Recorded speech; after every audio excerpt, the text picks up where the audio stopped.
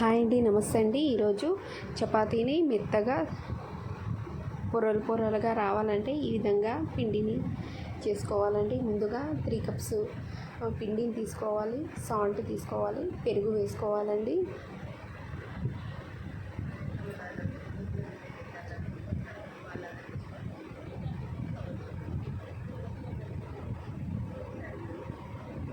కొంచెం కొద్దిగా వాటర్ వేసుకొని కలుపుకుంటూ ఉండాలండి.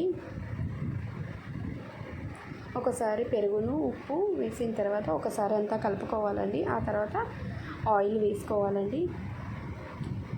కొంచెంగా వాటర్ వేసుకొని కలుపుకోవాలండి.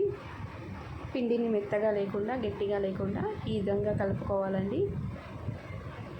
ఒక 15 నిమిషస్ నుండి 20 నిమిషస్ వరకు పక్కన ఉంచుకోవాలండి. చపాతీలను పిండిని 15 నిమిషస్ నుంచి 20 నిమిషస్ పక్కన తీసిన తర్వాత పిండి ఈ విధంగా అయిందండి. ఇప్పుడు చిన్న బాల్స్గా కట్ చేసుకుంటున్నా అండి.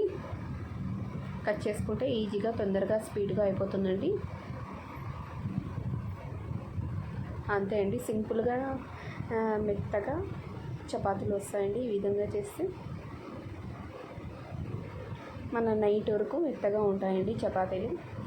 గట్టిగా రుద్దకూడదండి చపాతీని.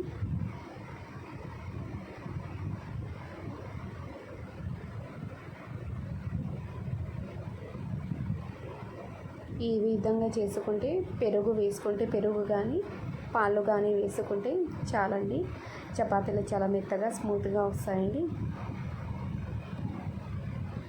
ఒకసారి ట్రై చేయండి. చాలా పలుచగా ఒత్తుకోకూడదండి.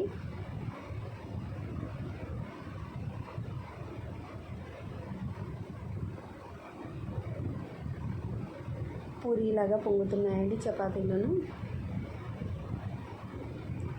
ప్లీజ్ లైక్ చేయండి, షేర్ చేయండి, కామెంట్ చేయండి, సబ్స్క్రైబ్ చేసుకోండి. థ్యాంక్ యూ అండి. ఒకసారి ట్రై చేయండి, చపాతీలు చాలా మెత్తగా వస్తాయండి. ఈవినింగ్ వరకు ఇలా బట్టలో చుట్టి పెట్టేస్తే చాలండి, మెత్తగా ఉంటాయండి చపాతీలను. చూసారా ఎంత బాగా పొంగాయి, మెత్తగా ఉంటాయి. ఈ విధంగా చేసుకోండి చపాతీలను.